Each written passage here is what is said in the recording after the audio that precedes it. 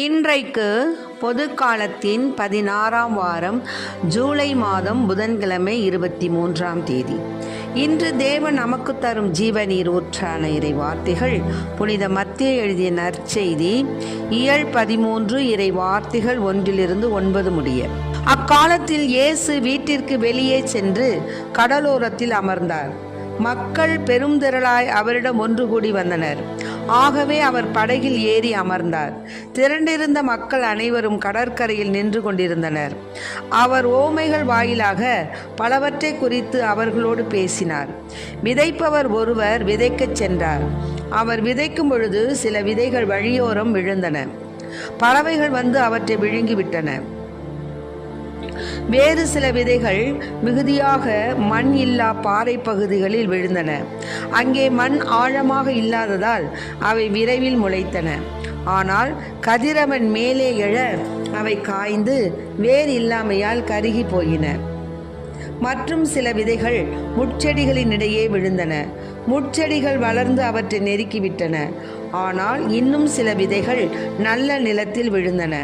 அவற்றுள் சில 100 மடங்காகவும், சில 60 மடங்காகவும், சில 30 மடங்காகவும் விளைச்சலை கொடுத்தன. கேட்க செவியுள்ளோர் கேட்கட்டும் என்றார். ஆண்டவரின் அருள்வாக்கு. கிறிஸ்துவே மக்கு புகழ். உன்னுதவி வேண்டுமையா, நீ இல்லை என்றால் நான் ஒன்றும் இல்லை, நீ இல்லை என்றால் நான் ஒன்றுமில்லை. உன்னுதவி வேண்டுமையா, நீ இல்லை என்றால் நான் ஒன்றும் இல்லை, நீ இல்லை என்றால் நான் ஒன்றுமில்லை. உன்னுதவி வேண்டுமையா. நான் போகும் இடமெல்லாம் உன் ஒளி வேண்டுமையா. நான் போகும் இடமெல்லாம் உன் ஒளி வேண்டுமையா. நான் காணும் இடமெல்லாம் உன் துணை வேண்டுமையா. உன்னுதவி வேண்டுமையா.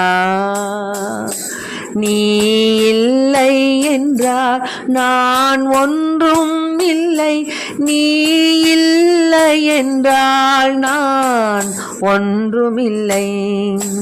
உன்னுதவி வேண்டுமையா.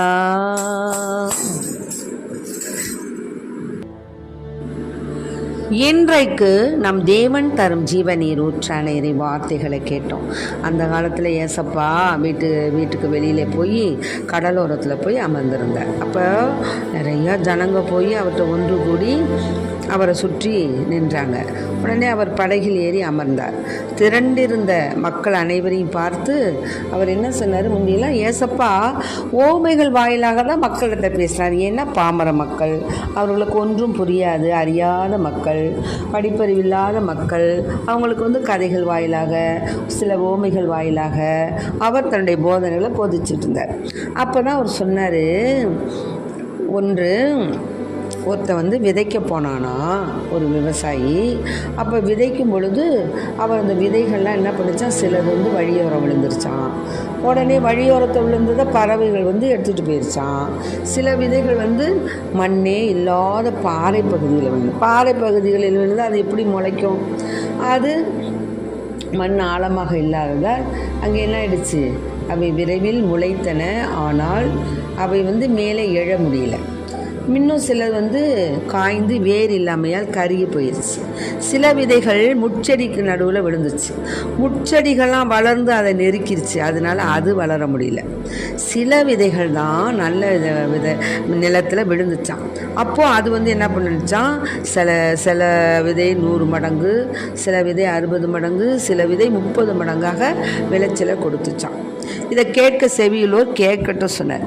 இந்த ஓமைகள் வாயிலாக என்ன கூறினார் அப்படின்னா, நாம் அதாவது ஆசீர்வாதமான வார்த்தைகளை சொல்கிறோம், கேட்குறோம், ஊழியக்காரங்க வாயிலாக கேட்குறோம், குருவானோர் வாயிலாக கேட்குறோம், திருப்பலி மறைவுரை வாயிலாக கேட்குறோம், இன்னும் பலவிதமான ஊடகங்கள் வாயிலாக வாட்ஸ்அப்பில் நிறைய பேர் ஊழியக்கார பிள்ளைகள் நிறைய செய்தி சொல்லிகிட்டு இருக்கிறாங்க, வாக்குத்தத்தம் சொல்கிறாங்க, இன்னுமாக பல வழிகளையும் நம்ம கேட்குறோம். ஆனால் அது இப்போ நல்ல நிலத்தில் விதைந்த விலை தான் 100 மடங்கு 60 மடங்கு 30 மடங்கு பலன் கொடுத்துச்சு. மீதியெல்லாம் என்ன ஆயிடுச்சு, அது பாட்டுக்கு பாறையில் விழுந்துச்சு, முளைச்சி கருகி போச்சு, வழியோரத்தில் விழுந்துச்சு, பறவைகள் கொத்திட்டு போயிடுச்சு. அப்படின்னா என்ன அர்த்தம்னா, நாம் கேட்கக்கூடிய அந்த வார்த்தைகள் நம்ம மனசில் ஊடுருவி பாய்ந்து அது நம்ம மனசை ஒர்க் அவுட் பண்ணி அது நம்ம மனசை மனமாற்றி திருத்தி கடவுள் வழியாக நம்ம நடக்கணும் அப்படின்னு எடுத்துக்கிட்டவங்க தான் அவங்க. அந்த மாதிரி கடவுள் வழியாக நடக்கணும்னு நடந்தும் காமிச்சவங்க தான் 100 பேர். அதில் சில பேர் எடுத்துக்கிறாங்க, நல்ல மனசு இருக்குது, கோயிலில் மறைவுரை சொல்லும் பொழுது அப்படியே உள்வாங்கிறாங்க, எல்லாமே செய்கிறாங்க. ஆனால் வெளியில் போய் என்ன செய்கிறாங்க, மாறிடுறாங்க. அப்படி தான் நம்மளுடைய வாழ்க்கை. அது 60 மடங்கு 30 மடங்கு இப்படியாக நம்ம என்ன செய்கிறோம், கேட்குறோம், இந்த காதில் வாங்கி இந்த காதில் விட்டுறோம். சில நேரம் அதை பற்றி சிந்திக்கிறோம், நம்ம இது மாதிரி செயல்படுத்தணும்னு நினைக்கிறோம். ஆனால் அழகையானவன் நம்ம விடமாட்டான். போட்டு அந்த முள் செடியில் வளர்ந்த செடி எப்படி நெருக்குதோ அது மாதிரி நெருக்கி நம்மளை என்ன பண்ணிடுவான், ஒன்றும் இல்லாமல் பண்ணிடுவான். இப்படியாக நாம் கேட்கக்கூடிய வார்த்தைகள், பைபிள் வாயிலாக நாம் வாசிக்கக்கூடிய வார்த்தைகள், இன்னுமாக பல நல்ல செய்திகள், தேவன் மூலமாக நமக்கு கொடுக்கப்படக்கூடிய போதனைகள் எல்லாத்தையுமே நம்ம கேட்குறோம். ஆனால் அதை எத்தனை பேர் எத்தனை 100 விழுக்காடு நம்ம செயலாற்றுறோமா? முடியலை. ஆக இந்த நேரத்தில் நம்ம என்ன செய்யணும், அந்த யோவான் 14 சொல்லப்பட்டுள்ளது போல 23வது வார்த்தை சொல்லப்பட்டுள்ளது போல, இறைவனின் வார்த்தையே விதையாம், அதை விதைப்பவர் கிறிஸ்துவே, அவரை கண்டடைபவர் எல்லாம் என்றென்றும் நிலைத்திருப்பார். அப்போ இறைவனின் வார்த்தை தான் இங்கே விதை. அந்த விதையை விதைக்கிறது யாரு? கிறிஸ்து. விவசாயி யாரு? கிறிஸ்து. அவரை கண்டடைபவர் எல்லாம் என்றென்றும் நிலைத்திருப்பார். அதனால நாம் அந்த விதை என்ற இறை வார்த்தையை உள்வாங்கி விதைக்கக்கூடிய கிறிஸ்துவை போல நாமும் நல்ல மக்களாக, நாமும் மட்டும் இல்லை, நமக்கு அருகில் உள்ள பிள்ளைகள், இன்னுமாக நம்முடைய குடும்பங்கள், நாம் செய்யக்கூடிய பணியிடங்கள், நம்மை சுற்றியுள்ள சூழ்நிலைகள் எல்லாவற்றையும் நம்ம என்ன செய்யணும், தேவனுடைய போதனைக்கு ஏற்றபாடி நடத்துவதற்கு அவரை நம்ம வேண்டிக்கணும். அப்போ தான் என்ன ஆகும், கடவுளால் நம்ம நேசிக்கப்படக்கூடிய மக்களாக வாழணும். அதனால தான் நம்ம என்ன சொல்கிறாங்க அப்படின்னு சொன்னால், விதை மறைவு, அதாவது விதை என்பது இந்த கிறிஸ்துவின் வார்த்தை, அதை விதைப்பவர் நம் தேவனாகிய ஆண்டவர்.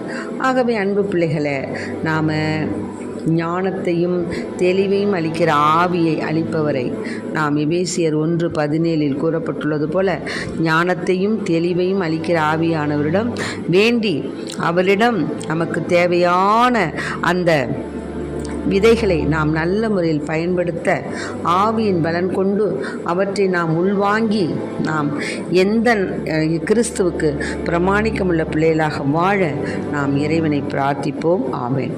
Praise the Lord. மரியே வாழ்க.